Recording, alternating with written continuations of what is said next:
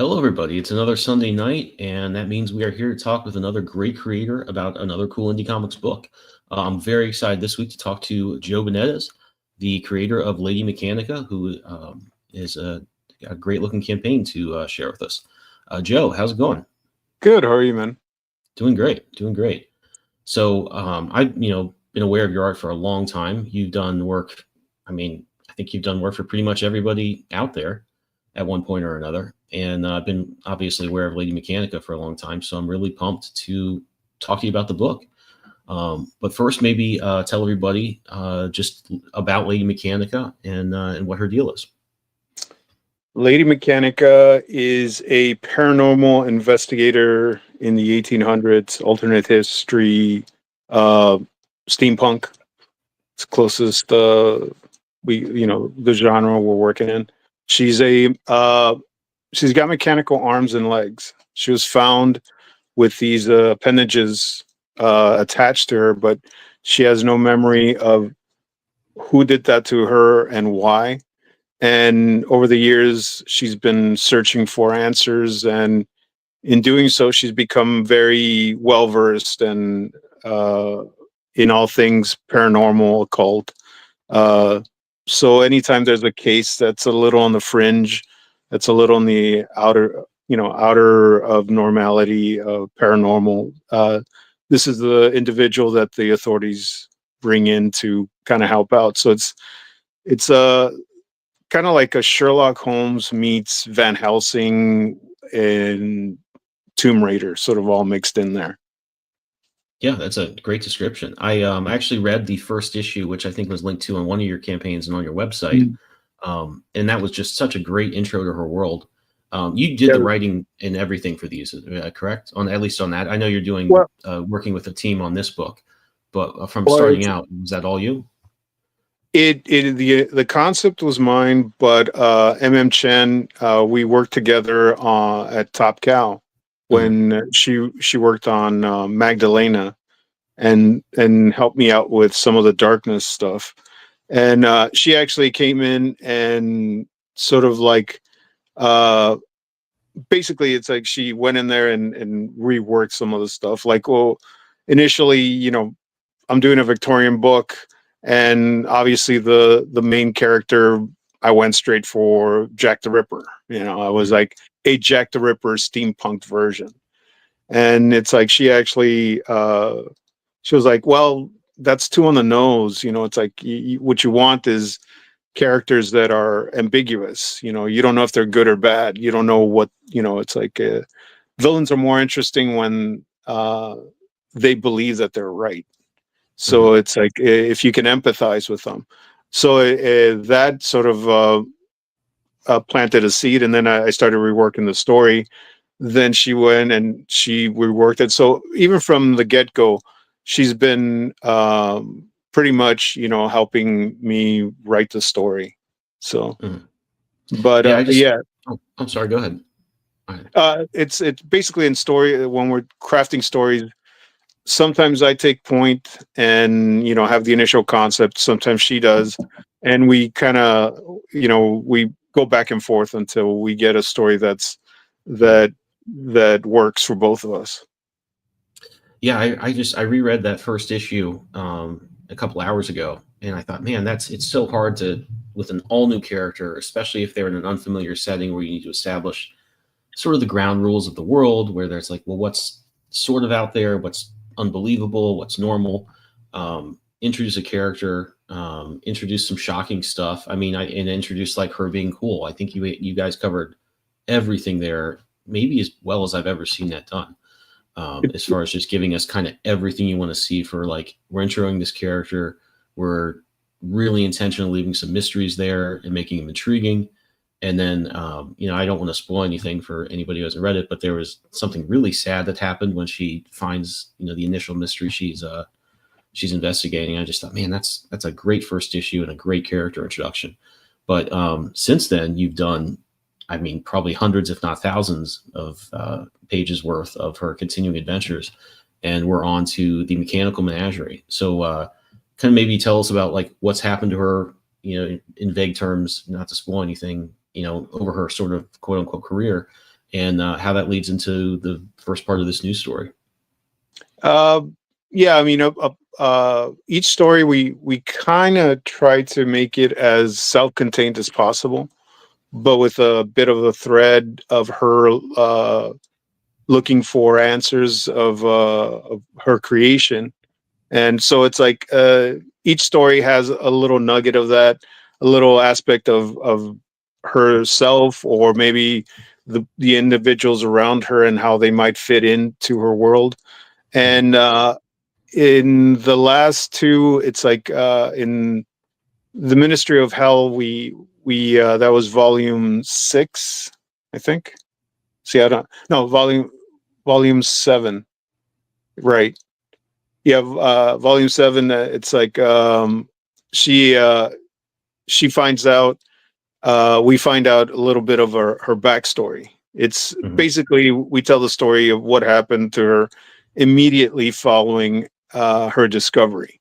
We haven't told the story of how she got to where she got back then, but what happened immediately following and the things she had to go through, and that kind of some aspects from that story kind of like change her perspective on things, and which leads us to the last story that we did, Devil in the Lake, where she's kind of questioning herself, kind of like she's a little bit lost in guilt and shame, and she's basically trying to understand her actions and herself a little more. And it's like that leads to this story with Madeline Holly Rosing, who's she's the writer for Boston. Oh man, Boston Metaphysical Society. Yeah, we've had Metaphysical. her on a couple times. She's great. Yeah, I don't know why I get stuck on metaphysical. It's like it's Boston Metaphysical Society. Yeah, it's like so.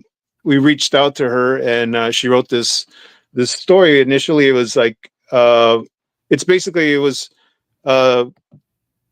primarily focused on Lewis and the two girls that are part of his niece and this skeptic that doesn't believe Lady Mechanica is Lady Mechanica. She's a huge Lady Mechanica fan, but she's convinced that Mechanica isn't actually Mechanica. So, but anyways, they find this park that has all these mechanical creatures, and it's like and that's where this story leads us into, or that's what this story covers. It's like the first two parts. Basically, we meet the caretaker of that park, and there is some connection to other aspects of Mechanica's world, and don't want to spoil that.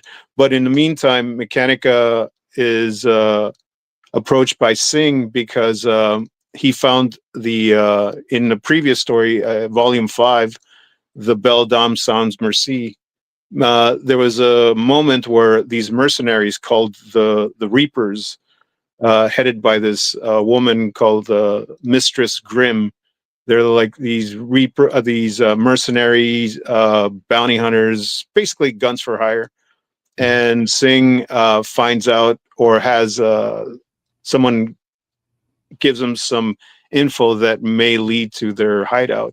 So that's what we see in the preview pages that we posted, is them heading out to track down the Grimm and her Reapers, and going there to confront them and see what was the deal with why they were tasked with getting Lady Mechanica, and who was it and all that. So it's like so that's where we're at. And actually in Archibald, Mr. Lewis, the one that we see right there, he's still dealing with with stuff that happened in again La Dame Sans Merci in volume 5, where it's like again, if you haven't read it, it's basically something. There's a moment that basically destroys him, and he hasn't recovered from it yet.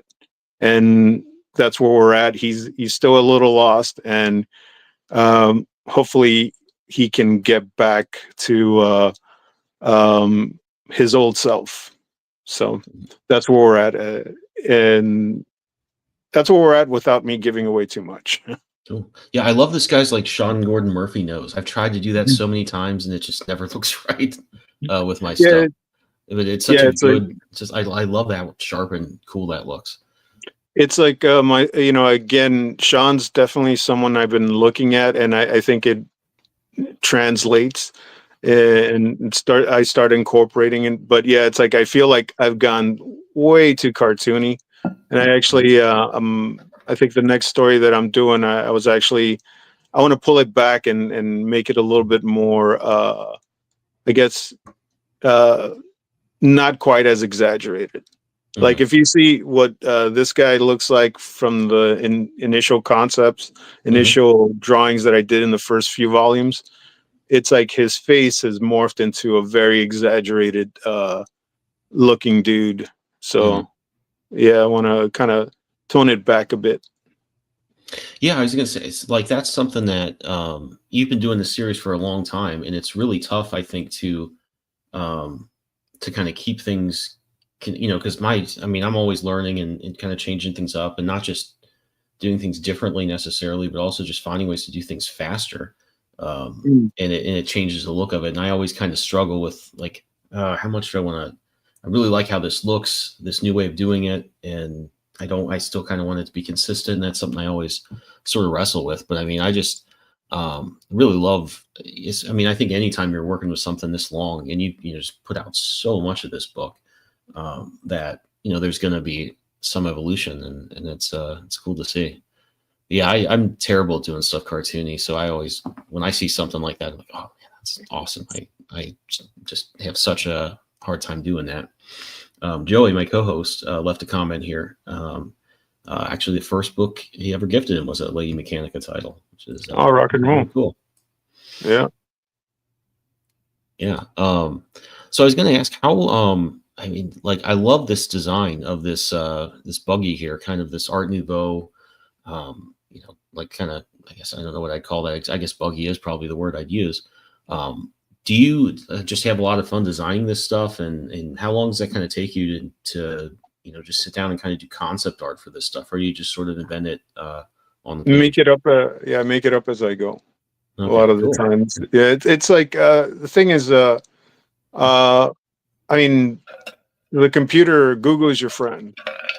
And it's like the initial concept for Lady Mechanica, the look, I literally typed in sexy steampunk and stuff popped up. And I was like, oh, I like that. Well, I like that. Oh, that looks pretty cool. And kind of made my own stew of art. And I just kind of took little bits and pieces. Same thing with the buggy. I mean, I think I just typed in steampunk buggy or futuristic or Victorian or something, and it's like there was a whole bunch of different looks, and I kind of took little bits and pieces and cobbled them together, and that's what it ended up looking like. Yeah, so I talked to someone, Lee Ferguson, I think was his name, who was doing a really cool sci-fi comic, and he would do, I think he worked on it with his son, and he would just do detailed, almost like, when you look at the Star Wars art books where they're just doing million versions of spaceships and, from every angle, and then, you end up only seeing it, for the moments you see it.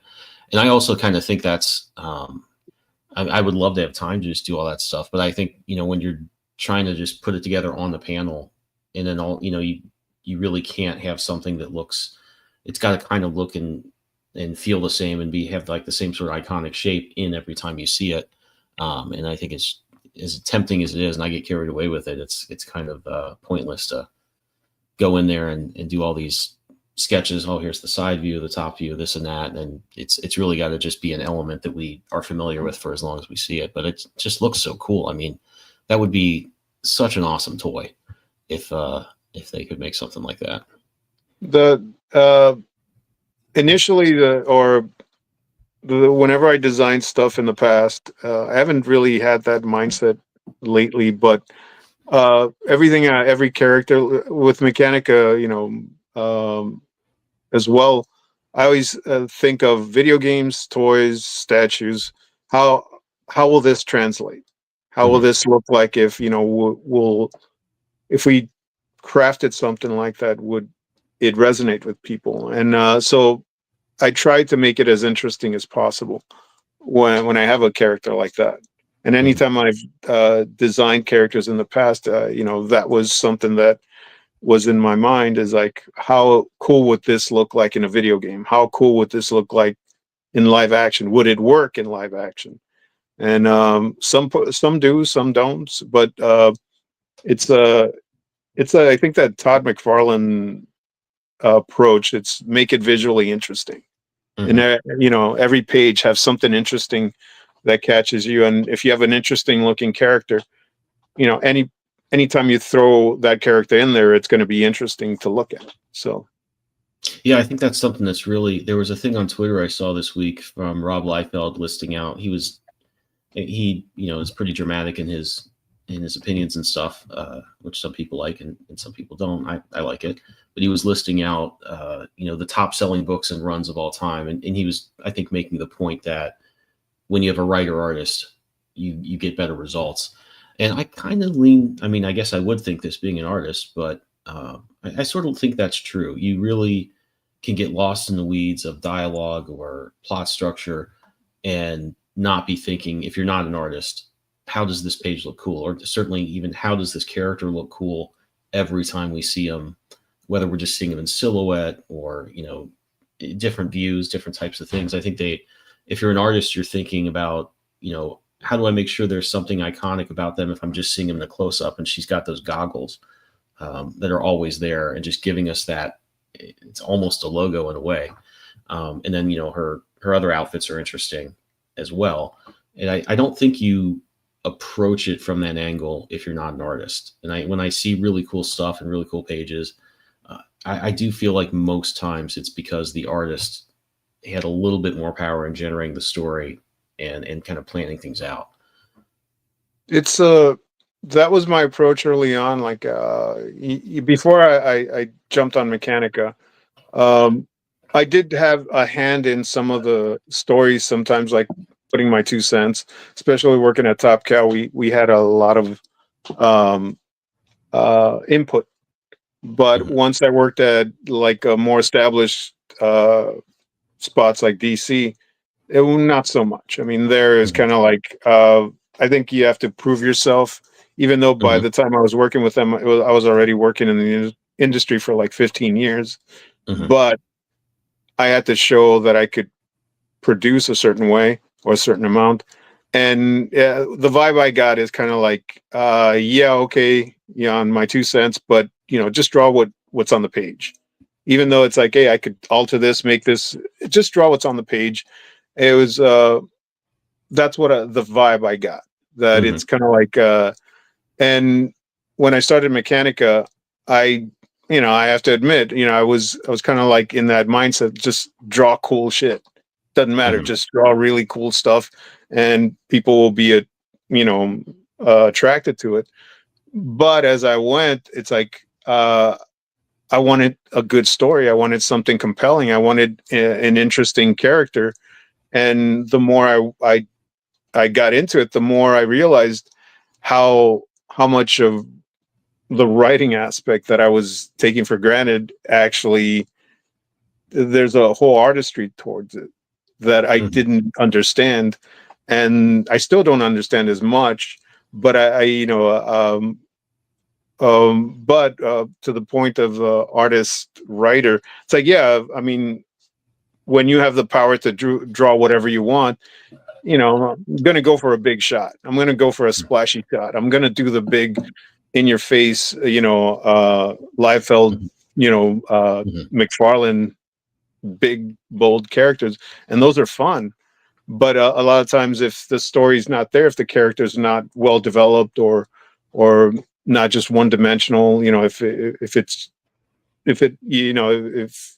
it's not living, if it's not breathing, a Mhm. lot of times people get kind of feel that emptiness, that it's like, well, we want to care about this character, but it's like it doesn't feel real. You know, it doesn't emote, and that's what I feel my job is, to try to make the characters act and feel somewhat alive while you're reading them, while you're experiencing them.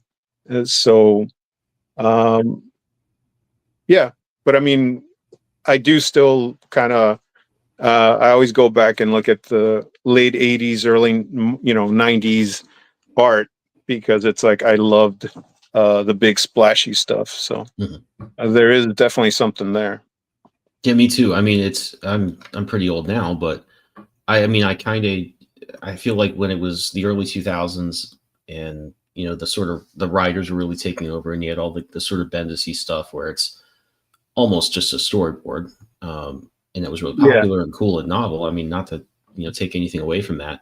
That didn't quite grab me, but I wasn't quite going back to the 90s stuff, because that still had sort of a bad rap.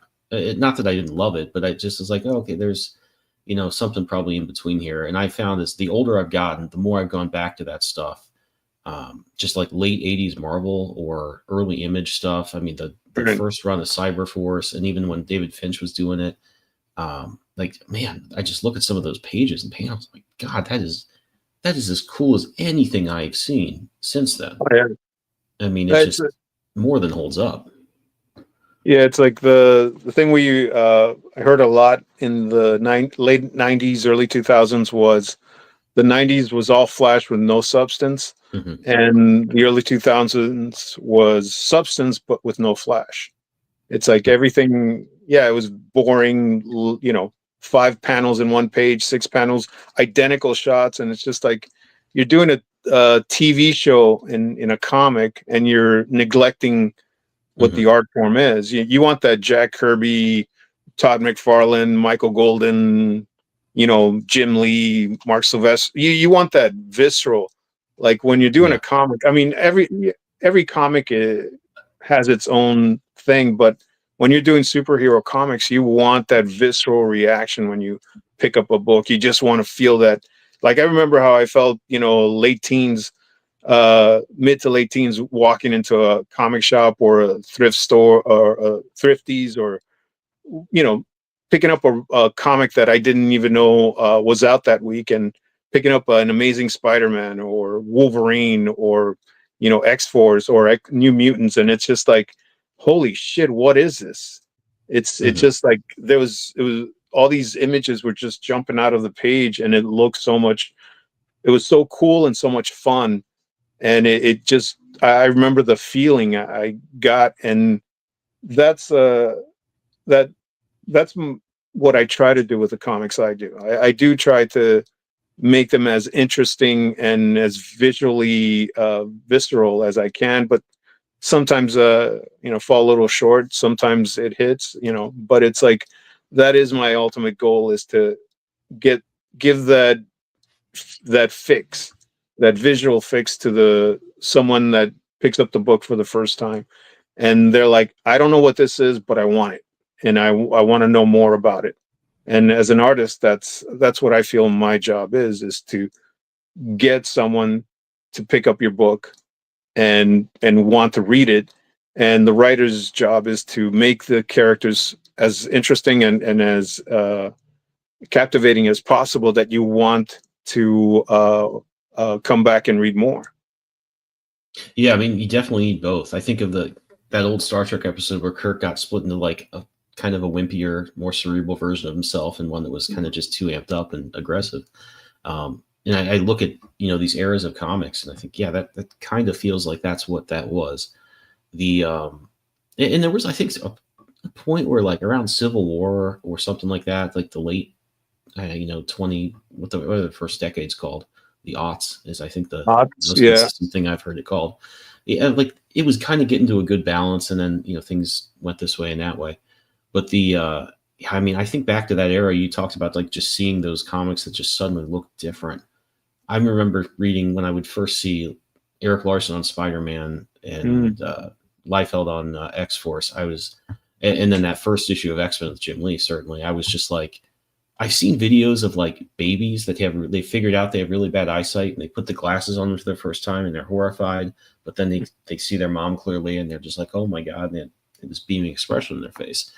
And I'm like, that's almost what I felt when I saw, you know, as much as I like 80s comics, that, you know, the sort of Byrne and Buscema look, which has probably been more of an influence on me than any of the other stuff I'm kind of talking about.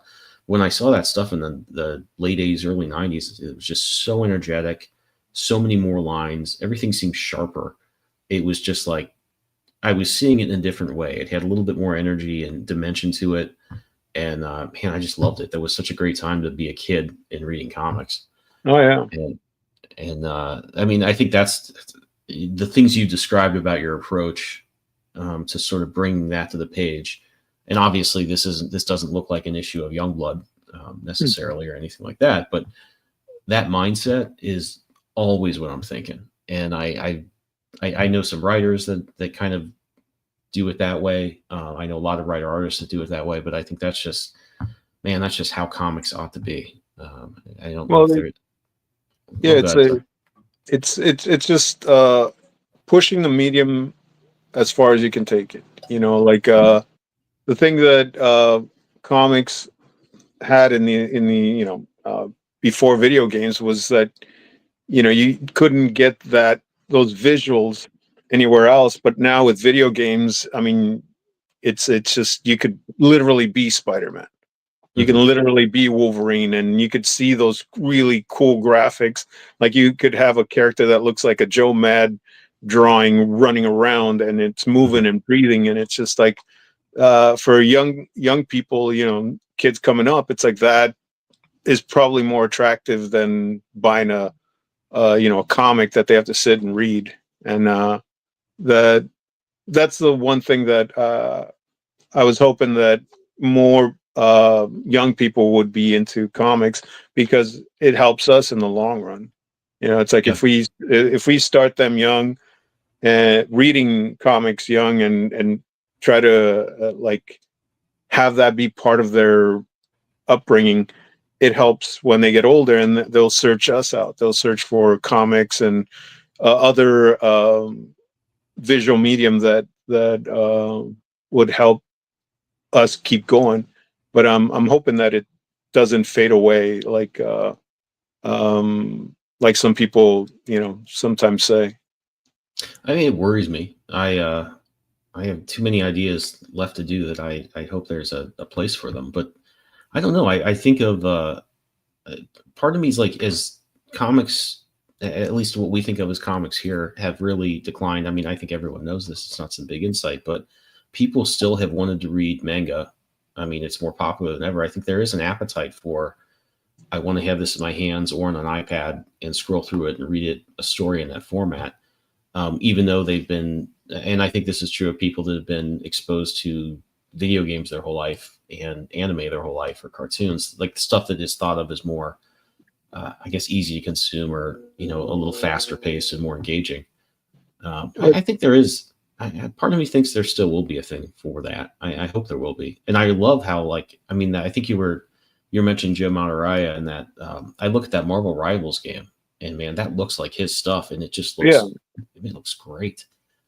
Yep. It looks really cool. I haven't played it, but I mean, I've just now started to play Fortnite, and I don't think I've ruined my life for another game. I played it. My nephews play it, so I can hook up my microphone and we can fight people in there together and talk. But yeah, I don't think I have room to play it. But I've seen even the gameplay shots look amazing. And I think the thing that really impacted me, we talked about like the impact that the 90s had and stuff like that, where just they were emphasizing the sort of, I guess, adrenaline rush of a visual that you can get. Right. I was really surprised that, like, I feel like that video game has that. They're taking every character and it's just like, all right, let's just turn this guy up to 11. And yeah, it's really cool to see, I think. Yeah, I've seen it, but I got rid of my Xbox like five, 5 or 6 years ago. I gave it to my nephew. It's just like I was taking up way too much of my time, and I haven't gotten anything. My one of my friends keeps telling me get the PS4, and so we can, play Mhm. on there. He's got games and stuff. I'm like, yeah, I have enough distractions. It's Yeah. just like I'm really bad with the procrastination, Mhm. and stuff happens, and then I get bogged down and I can't focus. So it's like I'd rather limit the kind of distractions that I already have. Like I really should get rid of this phone because it's like it's a black hole of attention. It just you wake up and 8 9 hours later you're still on there going like, what the fuck did I do? Yeah. And it's just like I wasted my whole day. So yeah, it's like I need to uh, structure my work ethic a little, or have a little bit more focus on work, and stop worrying so much about uh, outside issues that I have no power to control. Yeah, totally. I mean, it feels I will do that a ton too, and I'm doing better at stopping. But it's like when you look at it's like the news. It's like, well, that feels important. I ought to know about that, and to some extent, you should. But I've kind of also said like, yeah, it's not like I was just consuming, yeah, I don't know, like a sitcom or a reality show, like something really Mhm. dumb. But at the same time, I don't need to know this stuff. I'm not making Well, decisions that will affect this. It's like I should be drawing. It should happen that way. the thing is, it's like something that you become what you consume.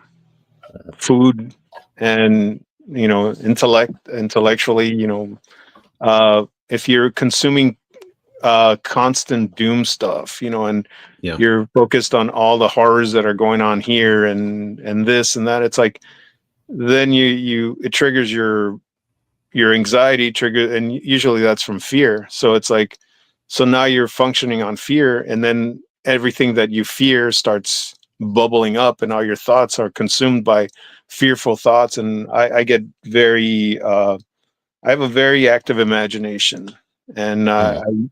I have a lot of constant dialogue going on. And if that dialogue is some dark shit, then that dark shit's going to start consuming my thoughts. And it's just like this bad scenario and that bad scenario.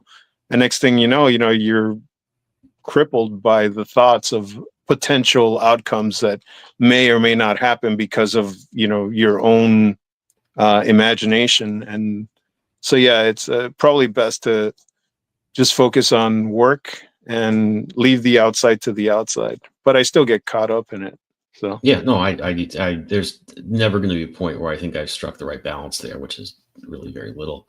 But I remember in 2008, I used to always just work with the TV on uh, when I'd work from home, and that's when the financial crisis was happening, and I would just have MSNBC or whatever looping, and it's like I noticed a few weeks after everything had happened, I'm like, man, I feel like depressed, yeah. maybe in a way I didn't understand or hadn't quite felt before. Like, and yeah, well, you're getting all this bad news all the time. This is not valuable to you.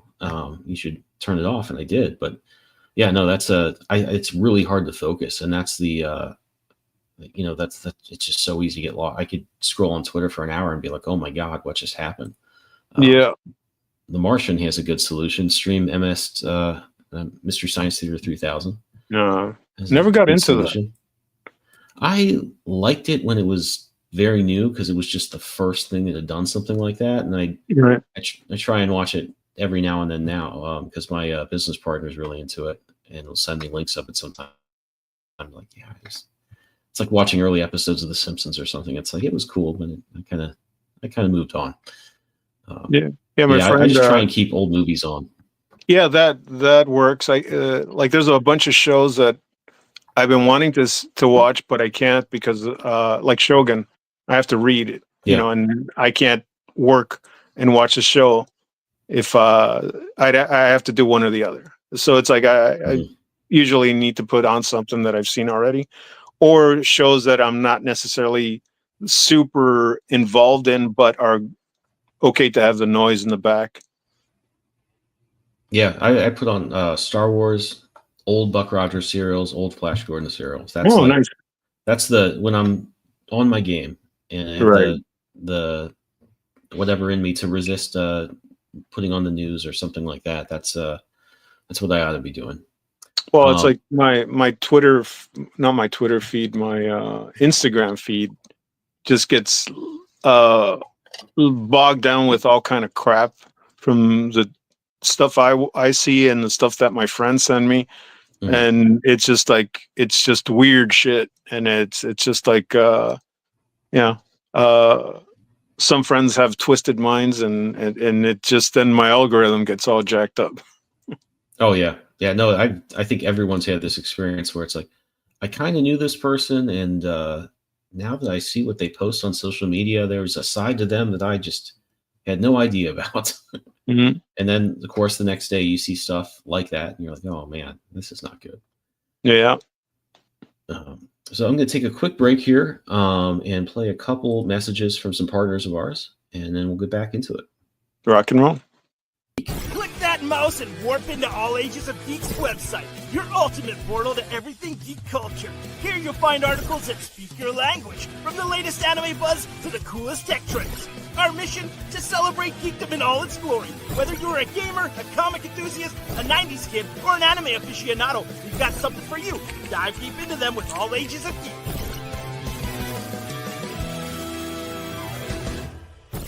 Your comics take a lot of time and effort to create. Way too much to have them get damaged while shipping to your backers. Gemini Comic Supply mailers keep your comics safe in transit, and with the code GeekCollective10, you can get those mailers with 10% off your order. That's GeekCollective10. Enter it at checkout to get 10% off.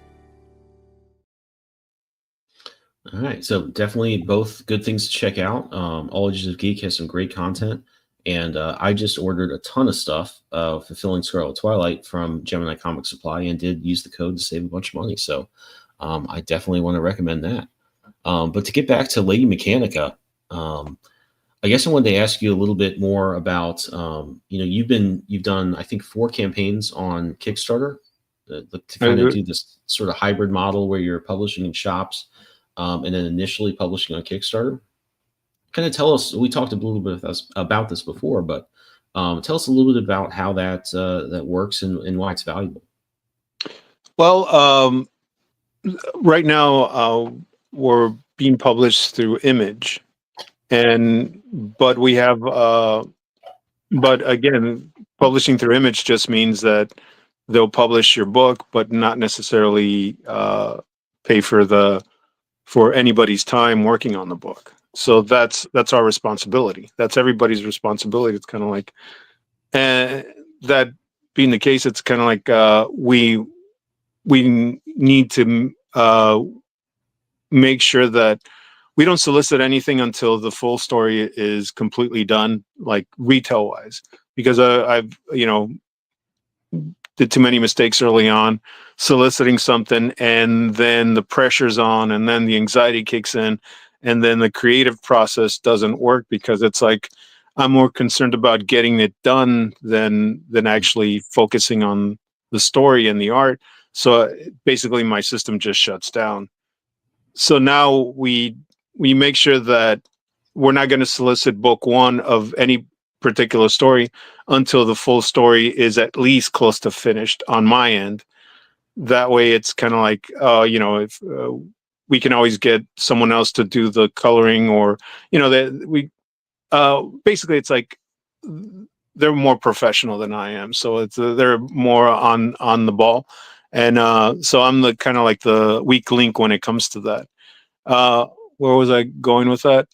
So yeah, that said, we want to make sure that again, like sometimes it's taken a few months, even a year or so before the book actually sees print. So can't expect people working on it for free.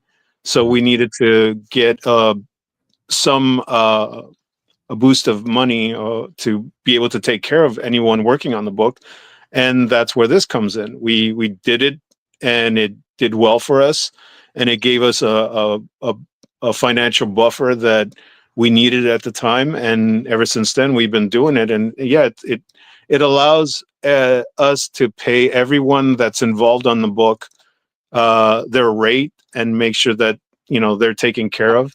And we don't have to worry about whether or not the book sells well down the line, so we can make the money back, or to be able to pay people, or, end up in the red or something. So it's like with this, it gives us a good financial injection that helps us maintain, take care of anybody working on the book. And it also helps us fund future books. Like right now we have this story that I'm finishing up, but we're also working on a couple of future ones, and those aren't going to see print for another year, if not 2 years, until we get the books, until each story gets done. So yeah, it has helped us quite a bit.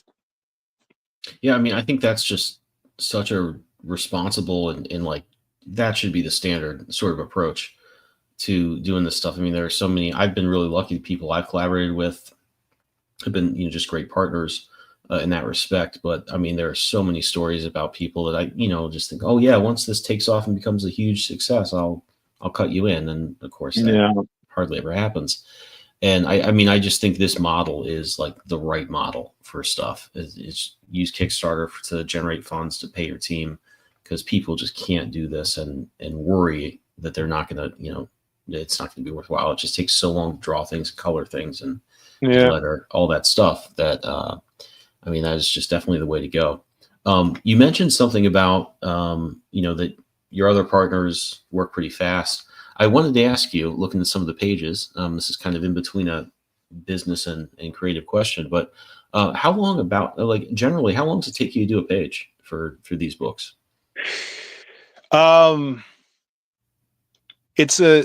This is where the procrastination comes in and skews everything. But if I actually sat down, I could knock out a page in 8 to 10 hours or so. Mm-hmm. But I get it, like I did a cover, and that took me altogether like hour wise, maybe 10 to 15 hours, around that. But it got spread out between a week. Like I would work on a little bit here, a little bit there, and sometimes I jump around. But typically, a full page, depending on how detailed it is. Like if you scroll up, there's the last page of the preview. Mm-hmm. Yeah, like that's a double pager. There's another section after that, but that took me about a week of just carving it out. Like I had the images, but I didn't have the designs for the characters, the creatures, and so I didn't know what I was making it up as I went. Well, what's the mechanical parts going to look like? What, and all that. I kept thinking and overthinking, and that's where the problems kick in, because once you start overthinking things, you doubt kicks in sometimes, and then stuff that you thought worked doesn't anymore. And sometimes I have to put it down and put it aside and get a different perspective, like go work on something else, because there's been times when I have a page completely done and something didn't work and that page doesn't exist anymore. Either everything got erased, or it got torn up, or it just became, it's happened in the past. Luckily, I'm not as bad as I was back then. And I can understand that sometimes frustration is just, you're not in the right mindset. It's like, what is it? We call it, being in the zone.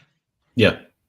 And it's usually, it takes about an hour or so for me, like just continuously working.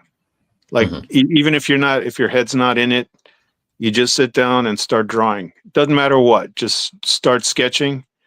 And it's like your brain kind of locks into that mode. But if you're, it's like, and then I get super hyper focused on it.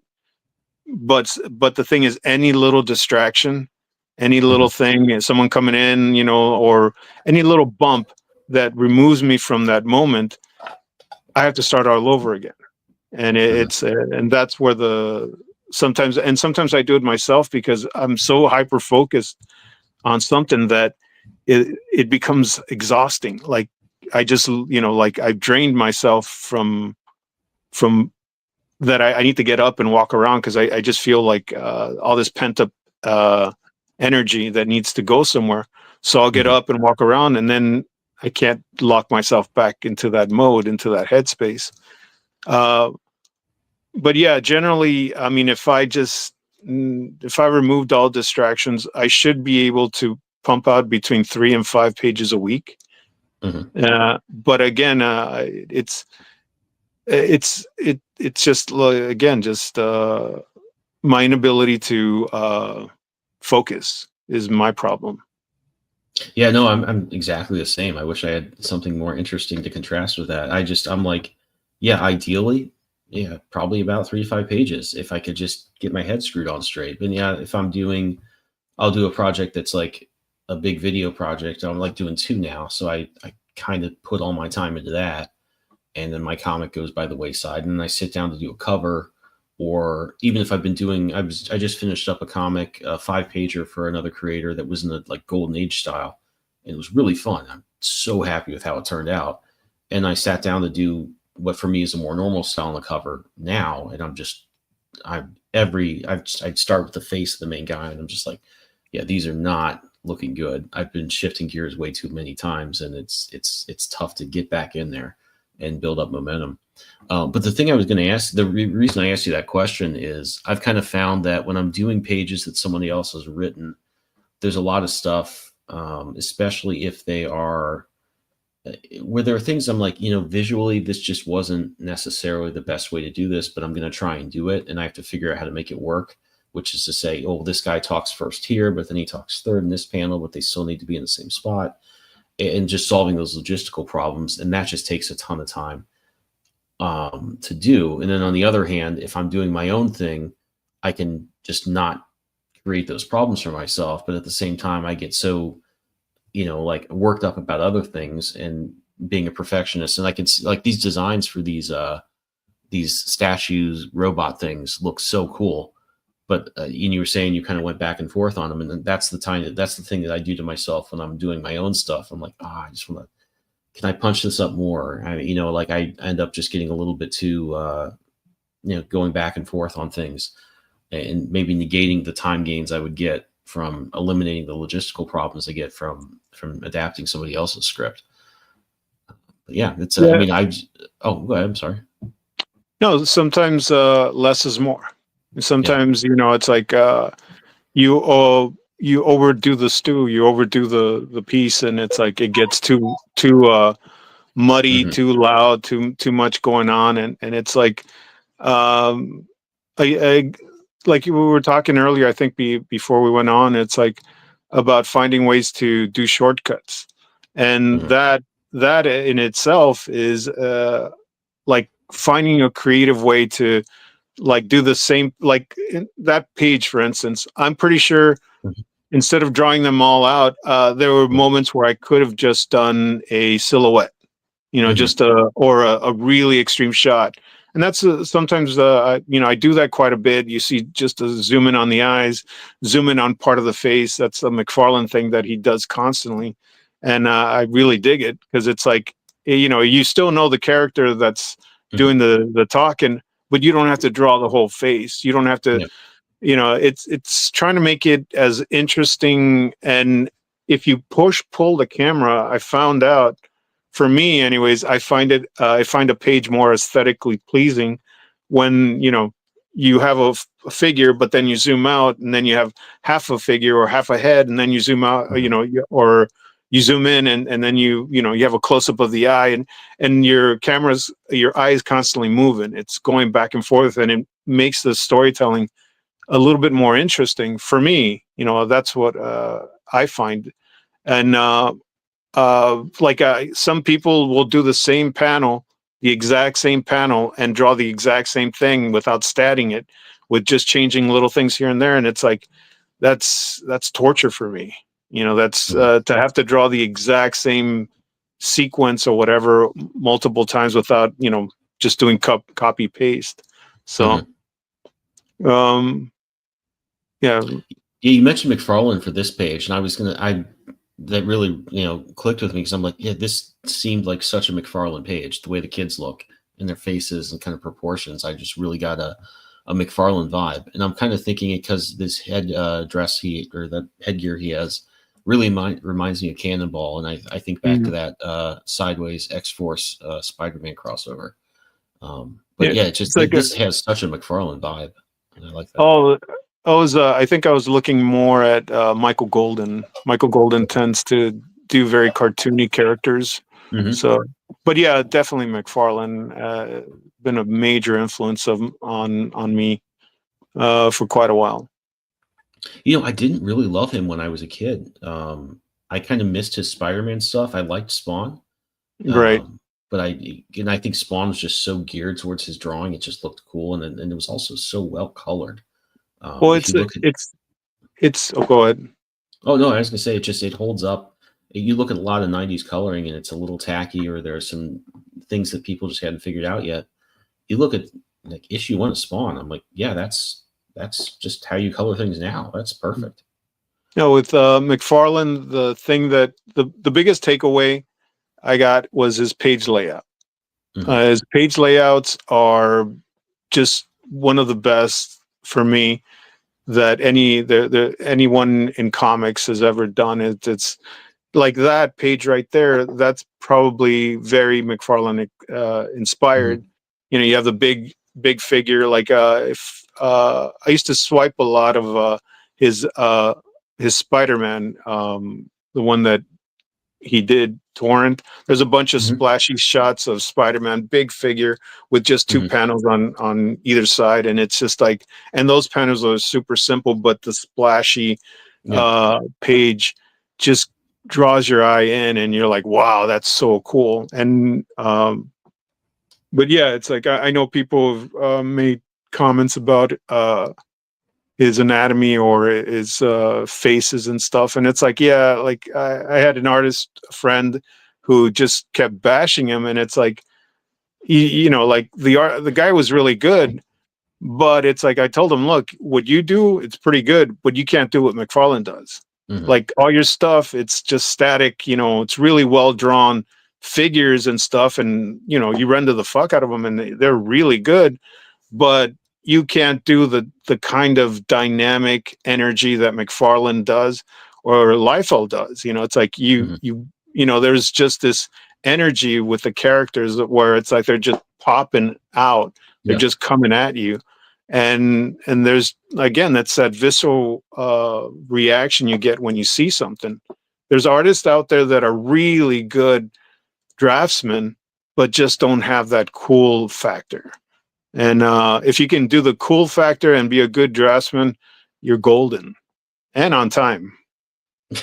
No, you really are. That? You can be fast, good, and easy to work with. Yeah. Right.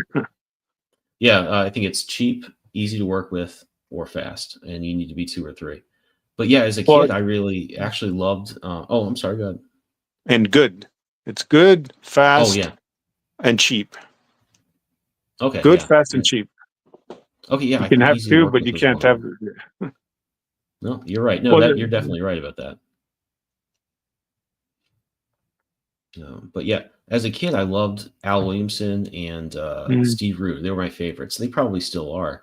I didn't love McFarlane. I like the other Image guys a lot for the the reasons everyone else did. It's only like now I've been looking at McFarlane stuff and I'm like, man, there's a lot of brilliant stuff going on here. And I've kind of come down to, I've looked at a lot of his splash pages, John Romita Jr.'s, and some of Frank Miller's. And I think about the graphic design of like a hero's costume, and Spider-Man especially, because he's just, I think, the best graphic of any character ever. Right. Like never change his costume. Something about those 3 guys, they had something when they had a splash panel or even just a big panel, they did something, and their anatomy still works, and they're all exaggerated to different degrees, but they somehow managed to make the shape of that character take up as much, like almost just crowd to the corner Oh of yeah, the panels. And I yeah, don't know how they do it at all, but I've noticed it, and I'm so in awe of that. And those yeah. are the They're three guys busting I've out. noticed that really do it. Yeah, they are, without even necessarily breaking the panel. They just take up so much room and give you that visual, I think, that Yeah, you really want to see. yeah. It gives you that feeling of mass in Yeah. there. But yeah, Yeah, no, it's like that's great that. stuff. Yeah, I mean, that's the thing that I think that is one of the things in this medium that you really can't.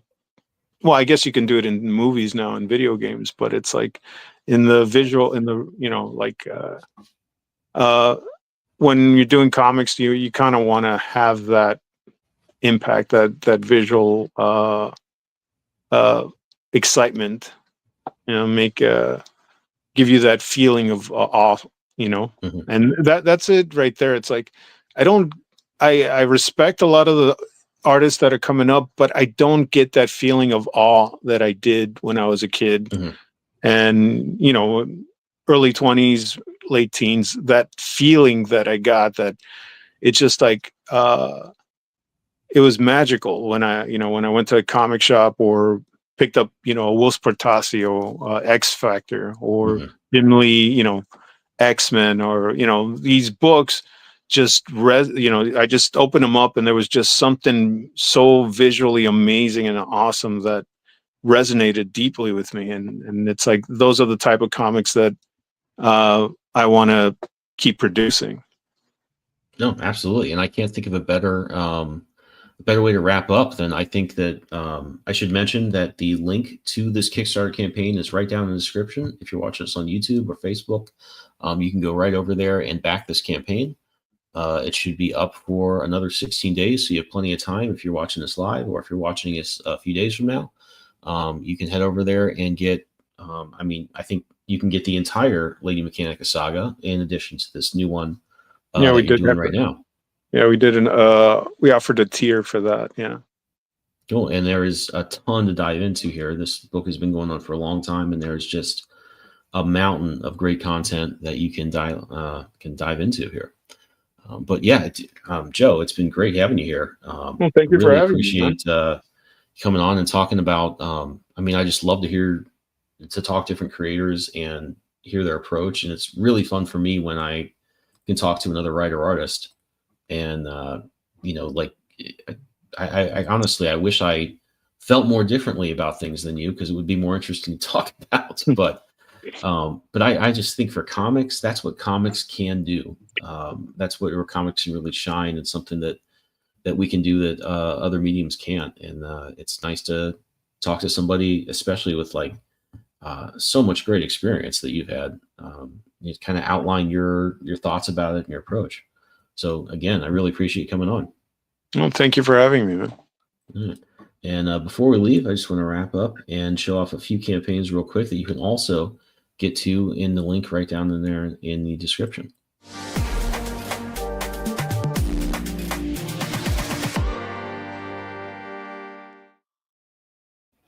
And the first one I want to share is my co-host Joey Galvez has a book that he's working on called "I Need Your Skin," book 1. It's a really cool looking book about a woman who's a little bit vain and makes a pretty bad deal to try and retain her youth. But this is going to be a really fun book. Joey, and I've mentioned this before in other weeks, has outlined the way he's going to expand the story in different ways, and it is really cool. It's got some great covers. I love this one. It's pretty horrifying. This one is so eye-catching. I love this piece of art and this monster. And you can also get my cover, which is an homage, apparently, to the Misfits. I really only listen to 80s music and movie soundtracks, so I don't know much about them. But apparently, if you're a Misfits or a punk fan, you'd get this reference. But it was fun to do, and definitely head over there to check out this book when it launches, which should be pretty soon. Next one I want to mention is Interstellar Dust by our friend CJ Hudson. This is a collection of this space opera he's been working on. It's spicy. It's not safe for work, but this is a fun book. And like all of CJ's books, really cool art, a fun world to explore. He does great sci-fi, which I'm a big fan of. So Definitely want to head over there and get on the pre-launch for this one as well. I want to also highlight Angel Hunter. Rich was supposed to come on a little bit ago. He probably will pretty soon. And we can talk a little bit more about this, but this is a kind of manga book, really cool hook, which is that mankind has been kicked out of the Garden of Eden, is being hunted by angels and supernatural monsters, and you have some characters with powers, some without, who are going to try and find their way through the world and survive. But I love the feel of this book. I love the semi-retro vibe of it, and am interested to learn more about it, and you can visit that one as well. And last, but hopefully not least, is my book, We Are Scarlet Twilight, Cobalt Crisis Part 1. I've been working on this one for a while. I wasn't quite sure I was going to come back to the Scarlet Twilight after the first one, because I really like how it turned out, but had a good idea. Basically, I wanted to take Crisis on Infinite Earths or Secret Wars, but do it in the style of the 1940s, the golden age of comics. And I thought that was enough to make me want to come back to this world, and I thought do something interesting and novel. And I've been working on it for a while. The story's written. I'm working on the art. I think it's going to be a lot of fun, and we'll be launching pretty soon, hopefully. And I just couldn't be more excited about this one. It's going to be a great ride. It's going to be 8 issues, have a lot of surprises, a lot of shocks. And I hope you'll head over to the pre-launch and get a list for when we launch this one a little bit later. But that'll do it for us. Joe, That looks great, man. Oh, thank you. Thank you. It looks really good. When does it launch? I'm not quite sure. I need to finish up. I want to finish up at least the grayscale art of the first issue, because I want to kind of do a thing where in my updates, I'm just sharing. If you want to read the spoilers, the backers can just read that every day or every week. Right. I've heard from other writers that get, sketches and in progress art that they just love going to their inbox and, seeing what the artist has come up with. I thought that would be a kind of a cool thing to do on Kickstarter for backers, because, you can't just go to you go to the shop on Wednesday, you get your book, you have it in your hands, you can enjoy it right then. And I wanted to do something on Kickstarter that was a little bit analogous to that you could get something, and then, next week you're going to see, oh, he colored half the pages, or he lettered this and that. And if you don't mind the spoilers, you can just kind of be, following along with it and have a little bit more of a, backseat view to that. So I thought that would be a fun way to do it. So I want to get the grayscale done and lettered, and then just share updates as we get it colored, at least, so people can have something to get when they back. And just kind of go with there. But that should be launching. I think 7 or 8 pages left to do. And I might do another project first. I'm kind of wrestling with my my procrastinate, my let's do this project instead demons. But we'll see how it goes. All right. Cool.